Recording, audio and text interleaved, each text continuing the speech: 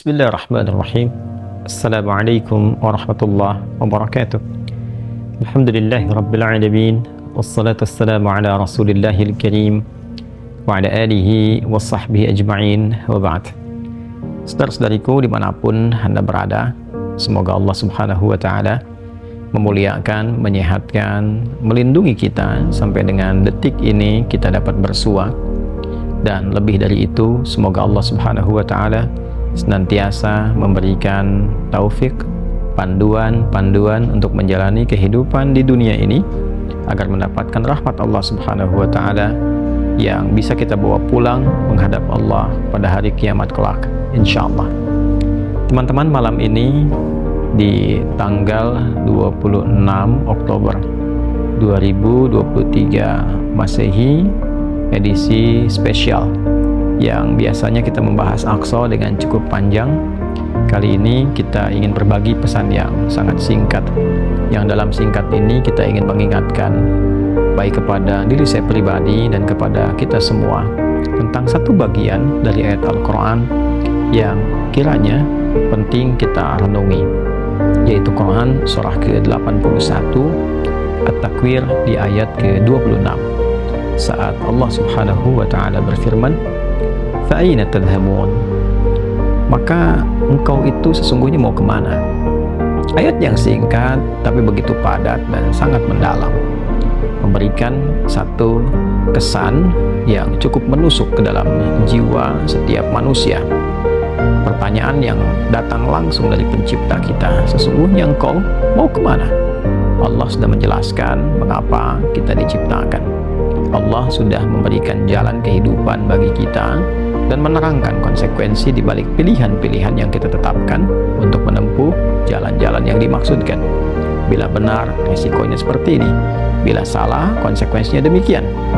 Maka, di antara sekian manusia yang telah mengetahui semua konsekuensi itu, terkadang masih mengedepankan bujukan-bujukan atau bahkan pengaruh-pengaruh nafsunya agar bergeser dari nilai-nilai kebaikan, bahkan nilai kemanusiaan yang telah Allah tetapkan.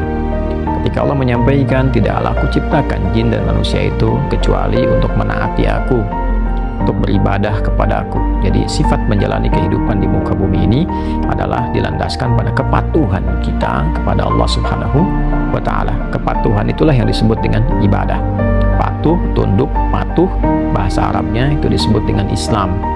Jadi Islam dalam pengertian etimologi secara bahasa artinya tunduk, patuh, taat.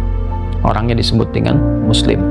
Jadi setiap manusia itu konsekuensinya memang mesti patuh, tunduk dan taat kepada Sang Pencipta, yaitu Allah subhanahu wa ta'ala. Karena itu ketika Allah menyampaikan di dalam firman-Nya, "Wa ma khalaqtul jinna wal insa illa liya'budun."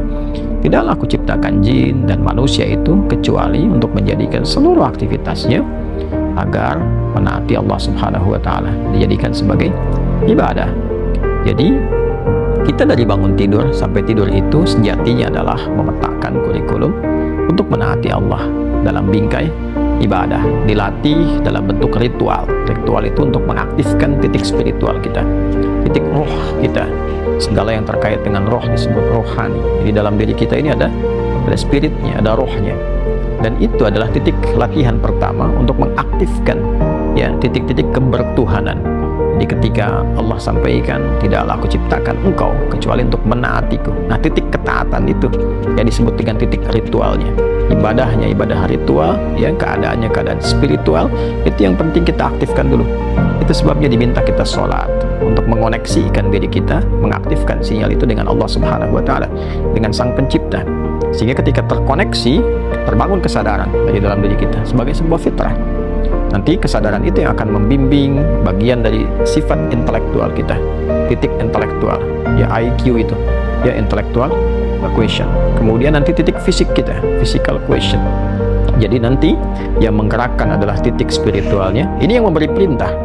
Kalau akal itu masih objektifnya normal saja, karena dia hanya mengkonstruksikan pikiran, mengolah data, ya, jadi informasi menjadi knowledge itu yang akan diteruskan kepada fisik untuk dieksekusi.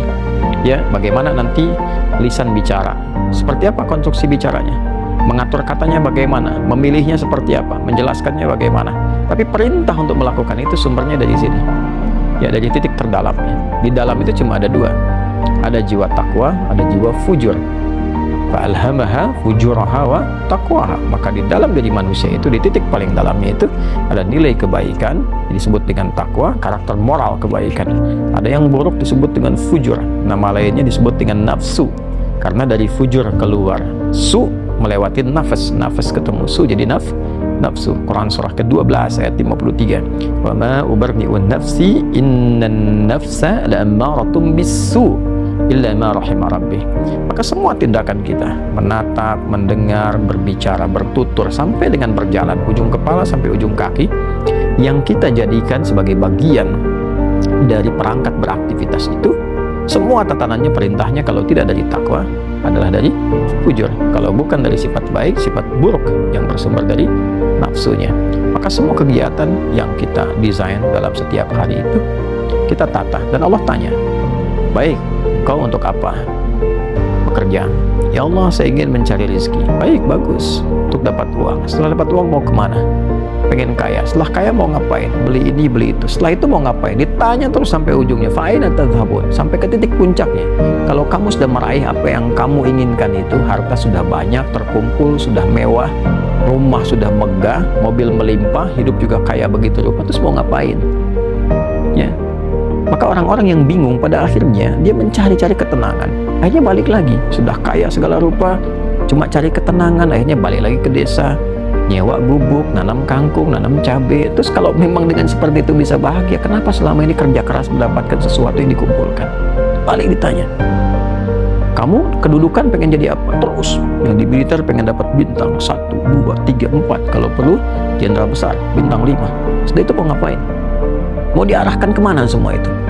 Karena pada akhirnya semua bintang akan berguguran. Ya, wafat juga, meninggal juga. Kalau sudah selesai, purna, selesai. Demikian yang punya ilmu, punya jabatan, macam-macam. Mau diapain?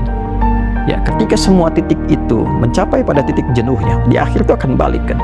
Ya, jabatan purna, harta juga jenuh. Ya, di titik itu kita disadarkan, ditanya, mau kemana? Maka dijawablah dengan jawaban yang sangat mendalam. Inni dzahibun ila rabbi sayahdi. Yang terbaik adalah katakan, saya ini menyiapkan bekal untuk berjumpa dengan Rabbku. Itu jawaban yang paling indah. Ya, jadi kalau ditanya mau kemana hidup ini, kata Quran jawab, aku menyiapkan bekal untuk kembali dan berjumpa dengan Rabbku yang telah menciptaku. Dari situlah kemudian Allah katakan, aku berikan petunjuk kalau begitu. Yahdin, ya, aku berikan petunjuk, kata Allah. Jadi orang-orang yang menyiapkan semua aktivitasnya dan dia lakukan untuk Allah, berjumpa dengan Allah, maka Allah akan berikan petunjuk dalam setiap aktivitas kehidupannya. Diberi petunjuk bagaimana mata memandang, telinga mendengar, lisan bicara, sampai kaki berjalan, sehingga dia betul-betul menjadi pengabdi dari Rabb-Nya yang maha menyayanginya. Pengabdi disebut dengan abdun, jamaknya disebut dengan ibadun.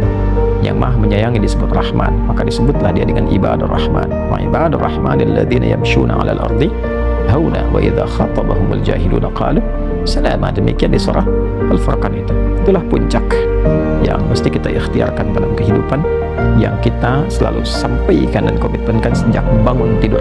Dan kita katakan, alhamdulillahilladzi ahyana ba'da ma amatana wa ilaihin nusyur.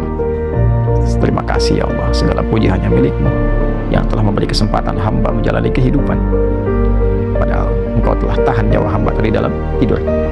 Sesuai ajal Kau berikan kesempatan, hamba berjanji ya Allah, hamba akan menyebar beraktivitas untuk mencari bekal menghadap-Mu. Saudara-saudariku, sedalam, sejauh, sebanyak kegiatan, aktivitas, jabatan yang telah kita kumpulkan, harta benda, pengetahuan, sampai detik ini, apakah betul-betul sudah kita siapkan sebagai bekal untuk bertemu dengan Allah, atau hanya sekedar mengumpulkan semua itu tanpa arah, yang pada akhirnya bertemu dengan kejenuhan kembali? Renungkanlah malam ini, malam Jumat saat manusia pertama diciptakan, diturunkan di surga mengawali misi di dunia, diwafatkan, dan di titik itu kita akan berpisah dengan dunia. Saat adzan berkumandang, apa jelas seluruhnya. Semoga Allah muliakan kita. Selamat merenung. Allahu Akbar. Allahu Akbar. Subhanakallahumma bihamdika asyhadu an la ilaha illa anta astaghfiruka wa atubu ilaik. Alhamdulillahirabbil alamin. Assalamualaikum warahmatullahi wabarakatuh.